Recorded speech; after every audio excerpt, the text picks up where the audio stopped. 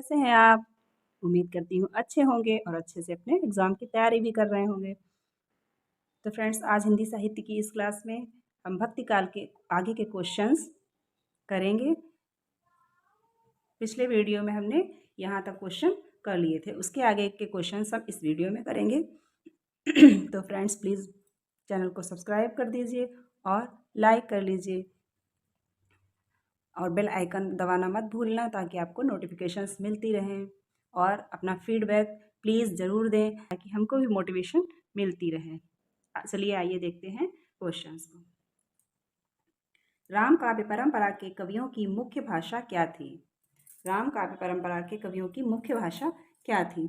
ए अवधी एवं ब्रज, बी संस्कृत, सी अपभ्रंश, डी पाली। तो फ्रेंड्स बताइए, राम काव्य परंपरा के कवियों की मुख्य भाषा क्या थी? फ्रेंड्स, ए अवधी एवं ब्रज सही उत्तर है। क्षेत्रीय भाषा तमिल रचित राम काव्य का नाम है। अर्थात कहने का तात्पर्य है कि जो रामायण तमिल भाषा में लिखी गई है उसका नाम क्या है? ए रामचरितमानस, बी रामायण वाल्मीकि, सी रामचंद्रिका केशव, डी रामायण कंब। तो फ्रेंड्स, रामचरितमानस आप जानते हैं तुलसीकृत है, ये अवधी भाषा में है। रामायण वाल्मीकि रामायण जो वाल्मीकि जी ने लिखी है, रामचंद्रिका केशव की है और रामायण जो कंब द्वारा लिखित है वो तमिल भाषा में लिखी गई है। अगला क्वेश्चन, राम काव्यों पर किसका प्रभाव नहीं पड़ा? राम काव्यों पर किसका प्रभाव नहीं पड़ा?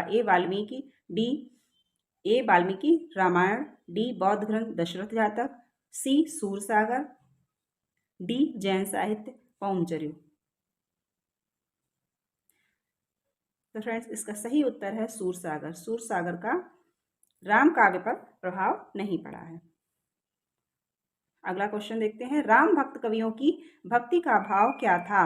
राम भक्त कवियों की भक्ति का भाव क्या था? यहाँ पर फ्रेंड्स भाव पूछा गया है। ए दास्य भाव, बी सखा भाव, सी आराध्य भाव, डी उपरोक्त में से कोई नहीं। तो फ्रेंड्स, ए राइट आंसर है। राम भक्त कवियों में अधिकतर दास्य भावना पाई गई है।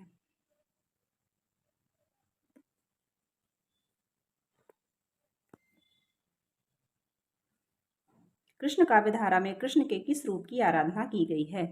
कृष्ण काव्यधारा में कृष्ण के किस रूप की आराधना है? ए मर्यादा पुरुषोत्तम रूप, डी निराकार रूप, सी विष्णु के लीलामय अवतारी रूप, डी निर्गुण रूप। कृष्ण काव्य परंपरा में कृष्ण के किस रूप की आराधना है? तो फ्रेंड्स, सी आपका सही उत्तर है क्योंकि विष्णु के लीलामय अवतारी रूप का चित्रण कृष्ण परंपरा में हुआ है। आइए देखते हैं आगे के क्वेश्चंस। ये कृष्ण भक्त हमारे साहित्य में प्रेम माधुरी का जो सुधा स्रोत बहा गए हैं, उनके प्रभाव से हमारे काव्य क्षेत्र में सरसता और प्रफुल्लता बनी रहेगी। दुखवाद की छाया आकर भी नहीं टिकने पाएगी। उक्त कथन किसका है? फ्रेंड्स, इसमें कथन पूछा गया है ये कृष्ण भक्त जो कृष्ण भक्त कवियों के विषय में है। कृष्ण भक्त कवि हमारे साहित्य में प्रेम माधुरी का जो सुधा स्रोत बहा गए हैं, उनके प्रभाव से हमारे काव्य क्षेत्र में सरसता और प्रफुल्लता बनी रहेगी। दुखवाद की छाया आकर भी नहीं टिकने पाएगी।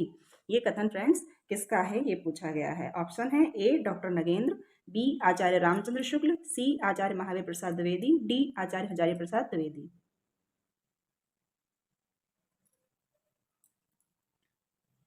तो फ्रेंड्स, इसमें सही उत्तर है आचार्य Ramchandra Shukla. Friends, TGT, PGT और नेट आदि के पेपर में ये कथन बहुत पूछे जाते हैं कि कौन सा कथन किस विद्वान का है। कृष्ण काव्यधारा का प्रथम कवि किसे माना जाता है? कृष्ण काव्यधारा की जिस कवि ने शुरुआत की उस नाम उसका क्या है? कृष्ण काव्यधारा का प्रथम कवि किसे माना जाता है? ए विद्यापति, बी सूरदास, सी मीरा, डी वल्लभाचार्य। तो फ्रेंड्स, आदिकालीन कवि विद्यापति को कृष्ण काव्यधारा का प्रथम कवि माना जाता है। बल्लभ संप्रदाय में कृष्ण की किस अवस्था का वर्णन अधिक चित्रित हुआ है? ए युवा रूप, सी किशोर रूप, बी बाल रूप, सी डी प्रौढ़ रूप। बल्लभ संप्रदाय में कृष्ण की किस अवस्था का अधिक चित्रण हुआ है?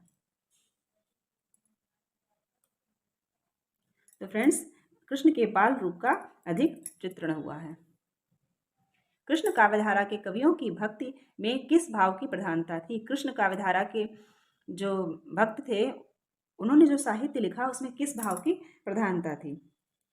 ए दास्य, सी बी आराध्य भाव, सी सख्य भाव, इनमें से डी इनमें से कोई नहीं।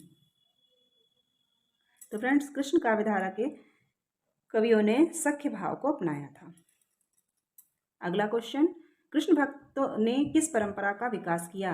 कृष्ण भक्तों ने किस परंपरा का विकास किया? ए सूफी परंपरा, बी भ्रमर गीत, सी नृत्य गीत, डी इनमें से कोई नहीं। तो फ्रेंड्स, कृष्ण भक्तों ने भ्रमर गीत परंपरा का विकास किया था। कृष्ण काव्यधारा में किस रस की प्रधानता थी?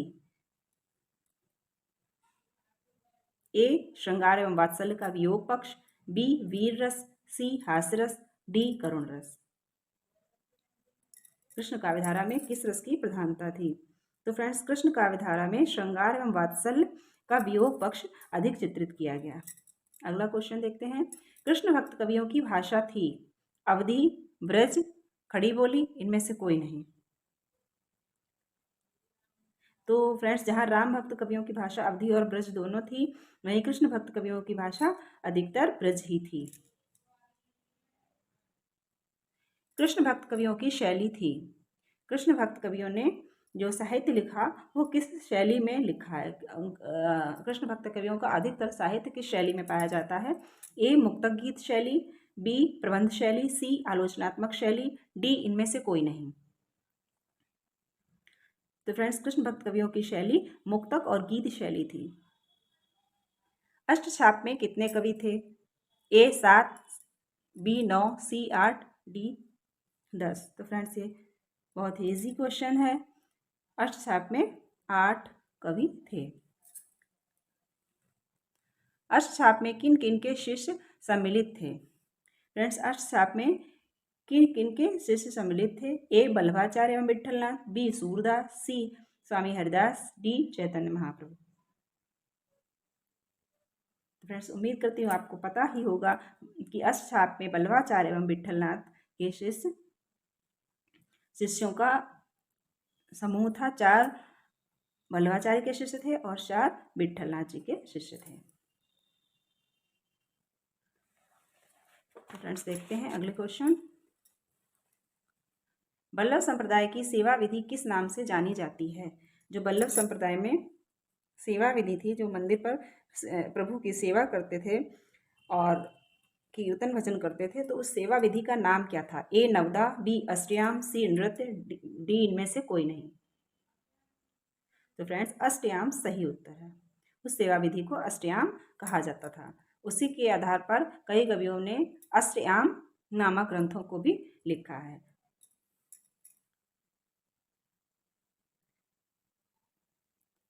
अष्टछाप की स्थापना कब हुई मानी जाती है?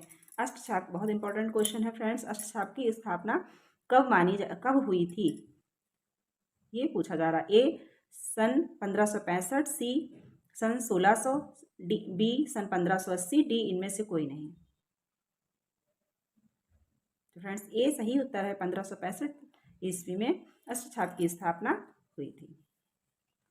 निम्बार्क संप्रदाय के प्रवर्तक कौन थे? फ्रेंड्स, अगला क्वेश्चन है, निम्बार्क संप्रदाय के प्रवर्तक कौन थे? ए निम्बार्क, बी नियमानंद, सी विठलनाथ, डी चैतन्य महाप्रभु। तो निम्बार्क संप्रदाय के प्रवर्तक नियमानंद थे।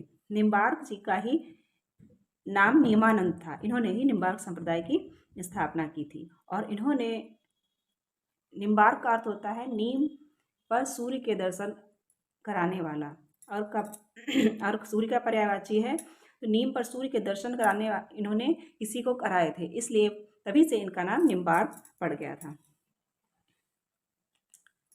निम्बार्काचार्य का समय माना जाता है। फ्रेंड्स, निम्बार्काचार्य का समय माना जाता है?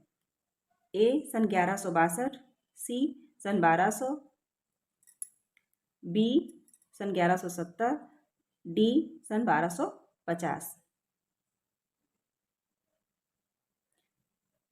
तो फ्रेंड्स निम्बार्काचार्य का समय सन 1162 माना जाता है। निम्बार्क के सिद्धांत को किस नाम से पुकारा गया? निम्बार्काचार्य जी के संप्रदाय का जो सिद्धांत था उसको क्या कहा गया? ए अद्वैतवाद, बी द्वैताद्वैतवाद, सी विशिष्टाद्वैतवाद, डी इनमें से कोई नहीं। तो फ्रेंड्स निम्बार्काचार्य जी के संप्रदाय का सिद्धांत था द्वैताद्वैतवाद। कृष्ण भक्त कवियों में प्रसिद्ध मुसलमान भक्त कवि थे। कृष्ण भक्त कवियों में एक प्रसिद्ध मुसलमान कवि थे, उनका क्या नाम था? ए रहीम, बी जायसी, सी रसखान, डी इनमें से कोई नहीं। तो फ्रेंड्स रसखान बहुत ही फेमस कवि थे जो कि कृष्ण भक्त थे। आगे को अगला क्वेश्चन देखते हैं। वल्लभाचार्य के प्रवर्तन में कृष्ण के किस रूप का चित्रण था? वल्लभाचार्य के प्रवर्तन में कृष्ण के किस रूप का चित्रण था? ए पूर्णानंद परब्रह्मा पुरुषोत्तम रूप, बी निराकार ब्रह्मा, सी साकार रूप, डी उपरोक्त में से कोई नहीं।